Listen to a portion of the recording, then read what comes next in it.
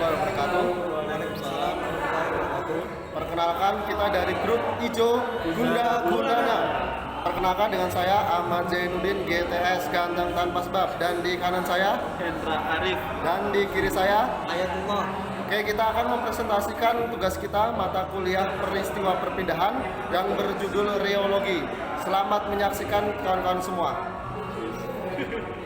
Oke guys, ketemu kita lagi dengan kelompok Ijo Gunda Gulana. Kita akan mempresentasikan tentang reologi.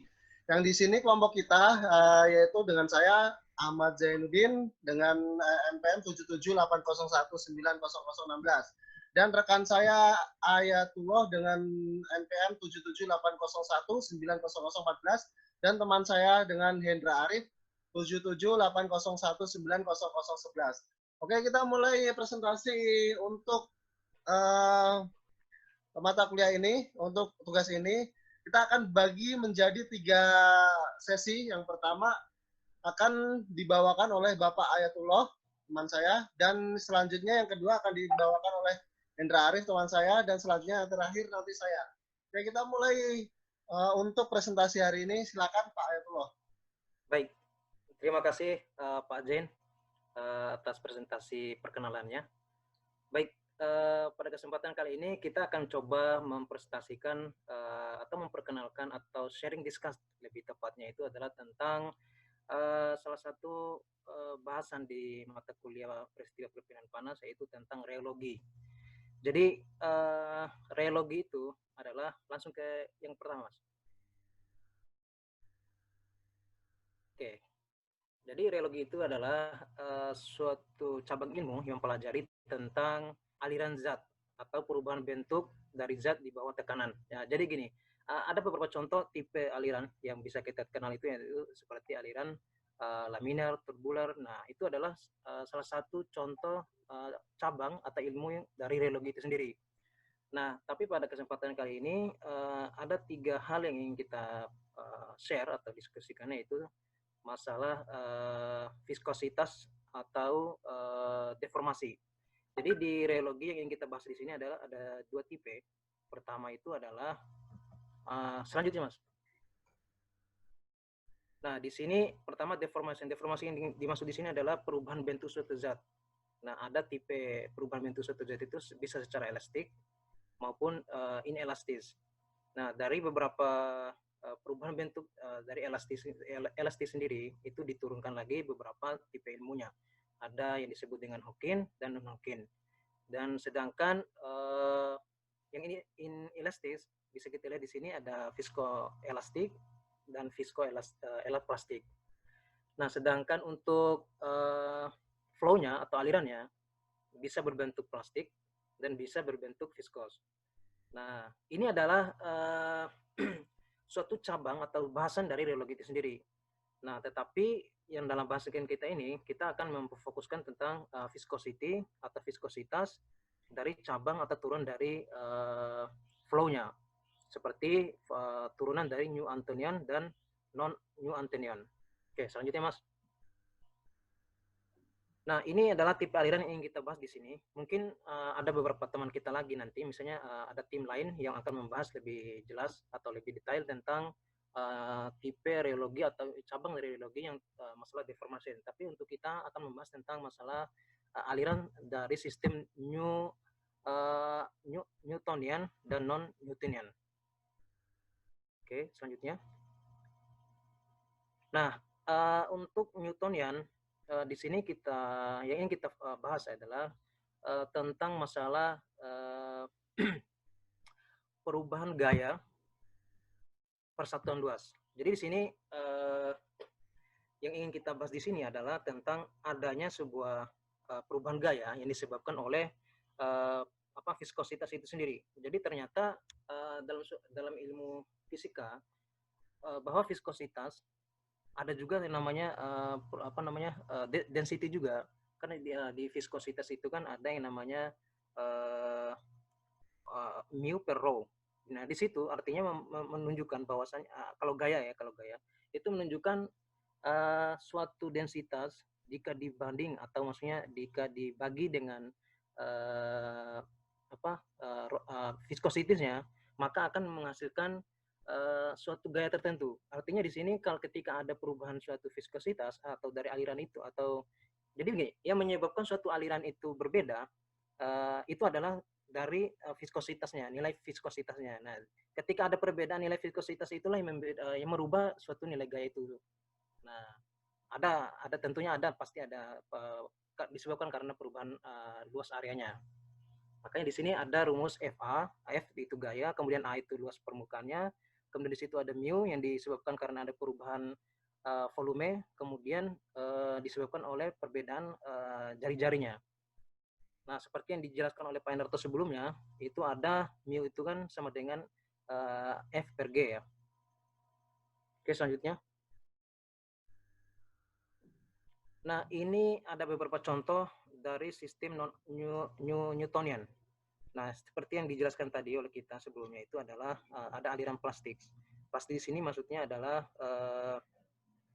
contohnya itu adalah kurva plastis tidak melewati titik, tetapi titik 0, maksudnya di sini ketika dihadapkan pada sumbu X ya, itu situ kurva plastiknya itu tidak melewati titiknya, tetapi memotong malah sumbu sharing stress. Sharing stress itu ada gaya geseknya. Jadi nilai ini dikenal sebagai yield value, artinya nilai akhirnya. Hasil yang dihasilkan itu di antara dua titik itu, titik perpotongannya. Kemudian ada aliran pseudoplastis. Maksudnya di sini adalah viskositas berkurang dengan meningkatnya resil. Disebut shear thinning system. Contohnya adalah dispersi cair. Seperti di sini itu contohnya di sini seperti kelihatan di sini ada kecap.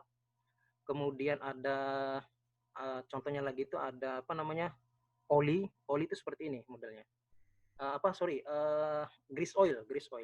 Nah, kalau grease oil itu masuk ke sini dia. Kemudian kalau aliran dilatan itu disebut shear thickening system, merupakan aliran dengan maksudnya sini bisa kita lihat itu kayak cat. Nah, kayak cat itu dia kalau misalnya udah kering tetapi masih berbentuk masih ada cairannya, masih ada sifat lembeknya. Nah, makanya di sini kalau untuk aliran dilatan itu contohnya seperti cat yang sudah agak mulai mengering itu sifatnya aliran dilatan. Selanjutnya, oke, selanjutnya akan dijelaskan oleh teman kita Pak Hendra Arif maksudnya. Oke, silakan Pak Hendra Arif, silakan Pak. Ya. Ya, baik. Terima kasih Pak Ayatullah. Ya, berikut akan saya jelaskan tentang viskositas. Viskositas sendiri adalah merupakan kecenderungan fluida untuk mengalir dengan mudah dengan kondisi tertentu yang menjadi subjek praktis dan kepentingan fluida ini menjadi subjek praktis dan kepentingan intelektual pada manusia untuk beberapa abad. Ilmuwan Inggris yaitu Sir Isaac Newton adalah seorang peneliti yang mempelajari tentang aliran fluida tersebut. Sir Isaac Newton memberikan hipotesis bahwa hambatan yang muncul dari tidak adanya kelicinan dari bagian cairan yang lain adalah setimbang. Ini setara dengan kecepatan di mana bagian cair dipisahkan satu dari bagian lainnya. Oke, selanjutnya. Aliran fluida sendiri berbanding lurus dengan gaya yang diterapkan. Persamaan ini dipakai untuk menggambarkan kelas-kelas cairan, yaitu dikenal sebagai fluida Newtonian atau fluida yang mengikuti aturan Newtonian. Contohnya adalah air. Air adalah contoh aliran Newtonian. Poiseuille pada tahun 1869 mempelajari aliran fluida dalam pipa kapiler. Aliran ini diakui sebagai beliau diakui sebagai salah seorang founder fiskometri modern. Kemudian ada Sir George Gabriel Stokes pada tahun 1903.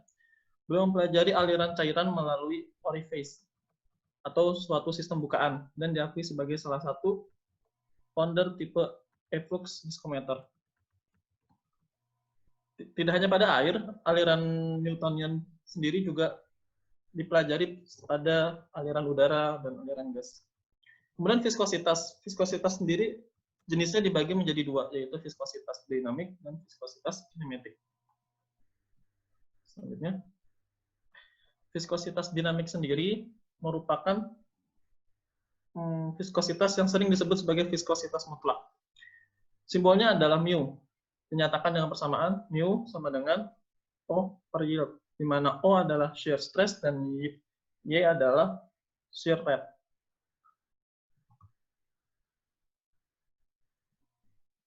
Fluida pada pelat yang diam, kecepatannya 0, sedangkan pada pelat yang bergerak, kecepatannya sama dengan kecepatan pelat. Pada gambar ditunjukkan bahwa tegangan geser yang bekerja pada pelat di atasnya sebanding dengan gradien kecepatannya. Konstanta kesebandingannya disebut sebagai viskositas dinamik. Selanjutnya. Kemudian viskositas kinematik. Bedanya adalah viskositas kinematik dinyatakan sebagai viskositas mutlak dibagi dengan densitas fluida biasa. Dinotasikan dengan V, sebagaimana V sama dengan N per P.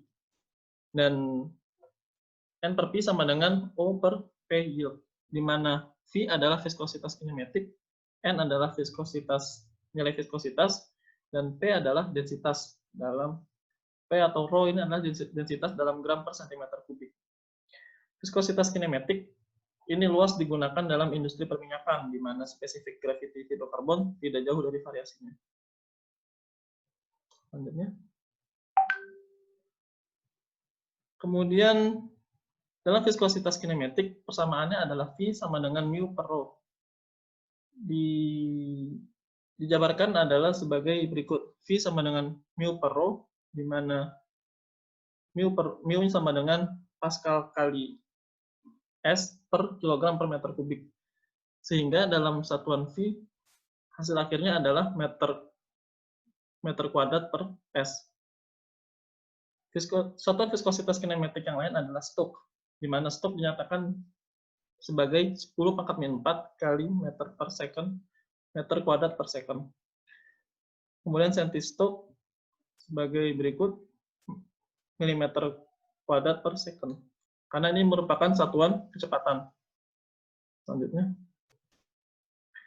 Selain itu ada viskositas relatif. Viskositas relatif kadang-kala disebut sebagai rasio viskositas, yaitu rasio viskositas larutan terhadap viskositas solvent murni, dan dinyatakan dengan persamaan mu relatif sama dengan mu per mu solvent, di mana mu relatif adalah viskositas relatif, mu adalah viskositas larutan, dan mu solvent adalah viskositas solvent. Next.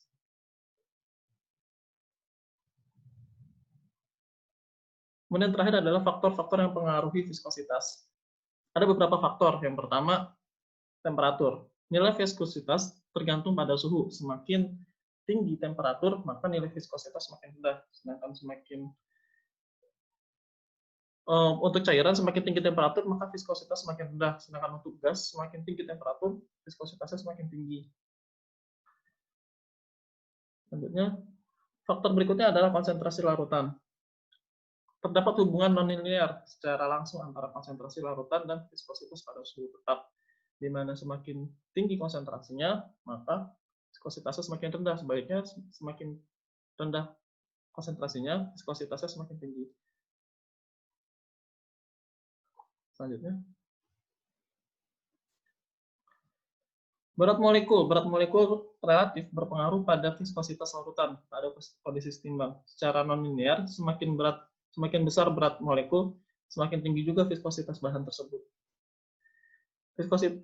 Berat molekul dipengaruhi oleh luas jari-jari, bentuk molekul, dan lain sebagainya. Selanjutnya. Dan berikutnya adalah tekanan yang terjadi pada bahan suspensi. Viskositas cairan konstan pada tekanan 0 sampai 100 atm, perubahan tekanan di luar 0 sampai 100 atm mempengaruhi nilai viskositas bahan.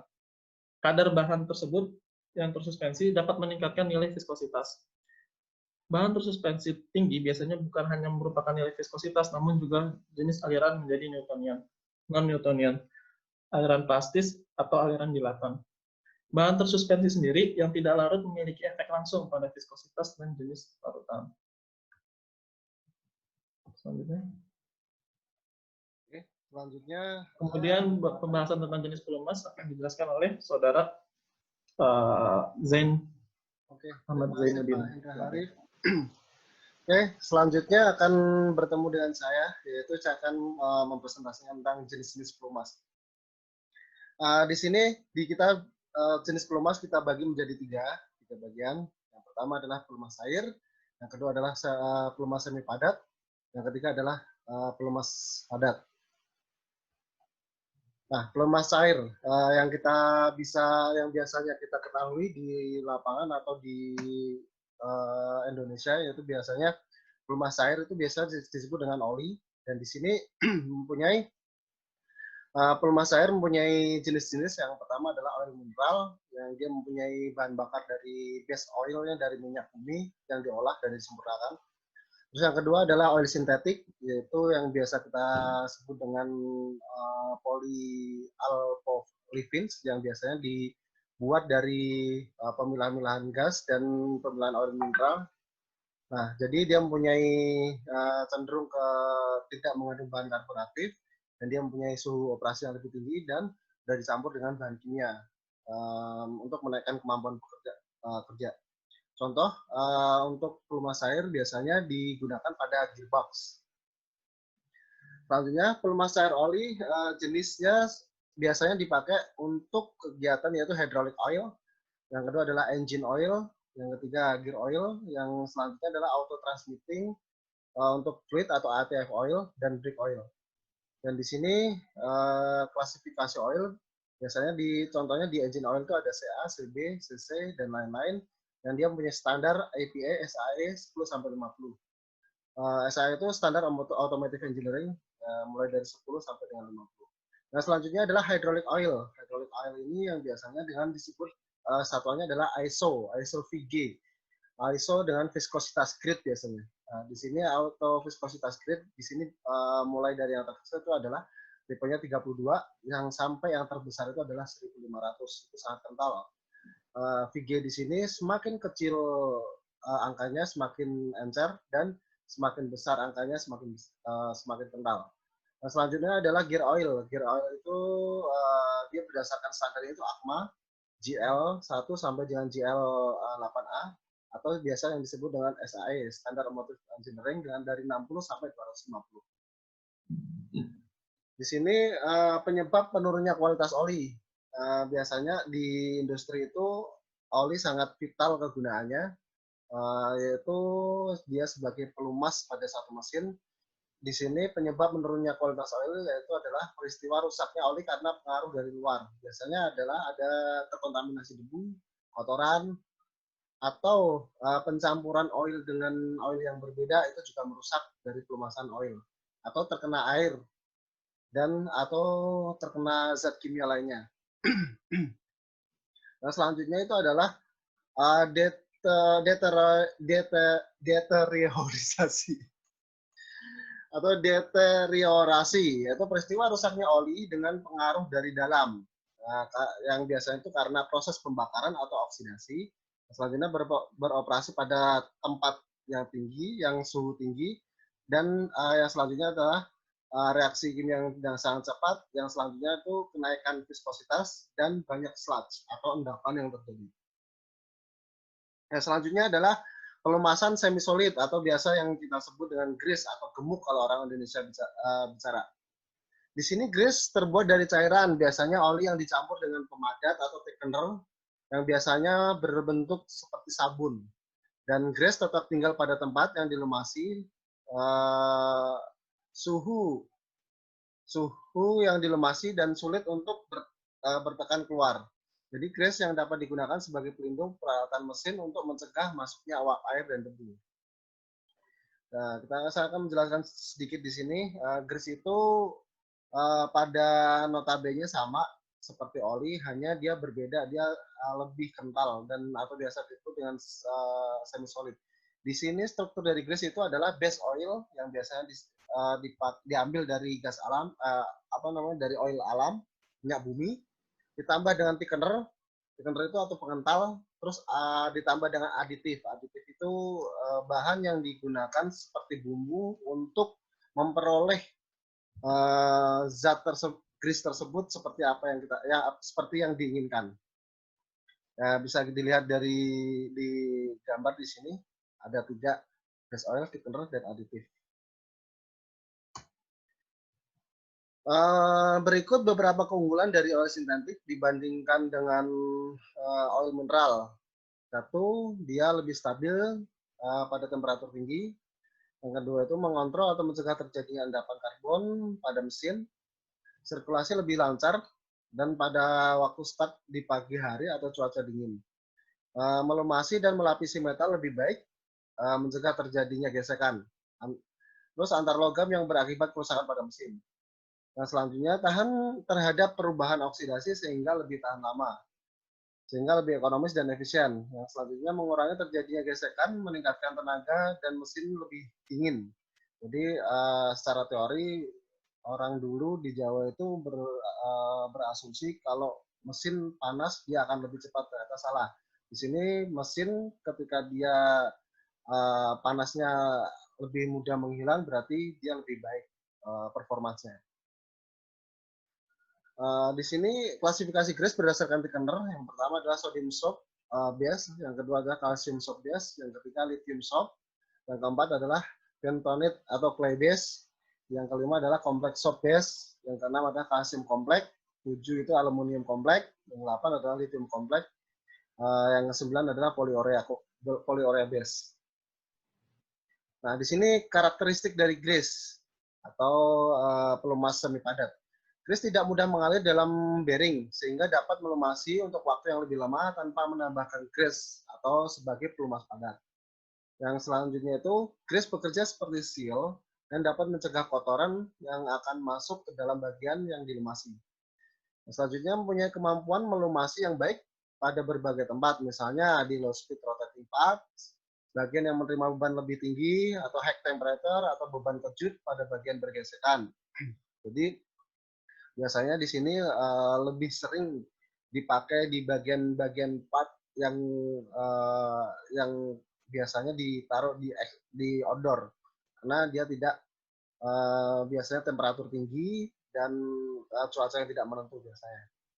Terus selanjutnya untuk melumasi bagian yang tidak dioperasikan dengan jangka waktu yang lama tanpa adanya oil film. Jadi biasanya pada mesin-mesin yang rotatingnya tidak berputar terus, jadi biasanya menggunakan grease karena dia akan mengendap lebih lama, tidak ada masalah. Yang selanjutnya adalah pemilihan grease. Sesuai dengan OEM, Operation Engineering Manual, di sini atau yang biasa direkomendasikan dari Original Equipment Manufacturer, pemilihan grease meliputi satu viskositas dan temperatur operasi dan ambien. Itu yang harus kita sesuaikan dengan mesin kita. Yang selanjutnya adalah penambahan aditif. Yang ketiga adalah tipe base oil-nya. Yang selanjutnya adalah terdapat standar klasifikasi grease atau biasa disebut dengan LNGI atau National Lubricating Grease Institute. Untuk secara umum dipakai adalah NLGI nomor 2 dengan lithium grease. Nah, di sini NLGI itu klasifikasinya dari 0, 01, 002, 003 sampai dengan 1, 2, 3 dan seterusnya. Yang keempat adalah spesifikasi grease juga membutuhkan semua komponen oil extraction, yaitu tipe zat pengental atau thickener. Yang selanjutnya adalah konsistensi, dropping point atau titik cair, range temperatur operasi, dan stabilitas kerja dan oksidasi. Yang selanjutnya faktor ketahanannya. Perbandingan antara grease dengan oli. Dalam pemilihan grease atau oli, maka harus diperhatikan hal-hal seperti berikut, yaitu grease hanya bisa mengalir jika ada dorongan karena viskositasnya sangat tinggi atau lebih kental daripada oli. Nah, selanjutnya grease mempunyai koefisien gesekan yang rendah. Selanjutnya grease lebih tahan terhadap air. Range temperatur operasi grease lebih lebar. Grease dapat bertindak sebagai seal terhadap debu atau kontaminasi luar. Yang selanjutnya performance grease akan bagus pada lapisan yang mendapat tekanan. Selanjutnya performance grease tidak jelek jika transfer suhunya jelek. Yang selanjutnya penggunaan grease terbatas pada mesin dan kecepatan yang rendah. Jadi grease itu lebih baik dipakai untuk mesin yang berputarnya kecepatannya yang lebih rendah dibandingkan oli. Nah, selanjutnya yang terakhir adalah pelumas padat. Jadi pelumas padat di sini dia berbentuk logam atau padatan kimia yang biasa digunakan pada suhu rendah. Oli biasanya akan membeku pada suhu tinggi. Oli biasa akan terbakar. Nah, ini kelebihan pelumas padat dibandingin dengan pelumas air. Biasanya dia di mana suhu rendah oli bisa akan membeku, namun untuk pelumasan padat ini dia tidak akan membeku. Misalnya jika oli pada flash point-nya dia temperatur tinggi, dia akan terbakar. Namun untuk pelumasan padat tersebut dia tidak akan terbakar. Jadi pemilihan dari pelumas itu salah satunya adalah berdasarkan kegunaannya juga. Contoh pelumasan padat itu adalah grafit dan molybdenum disulfide, tungsten disulfide. Aplikasi pelumas padat pada kalsener M313-4 dan ini jarang digunakan untuk pelumas padat tersebut. Oke,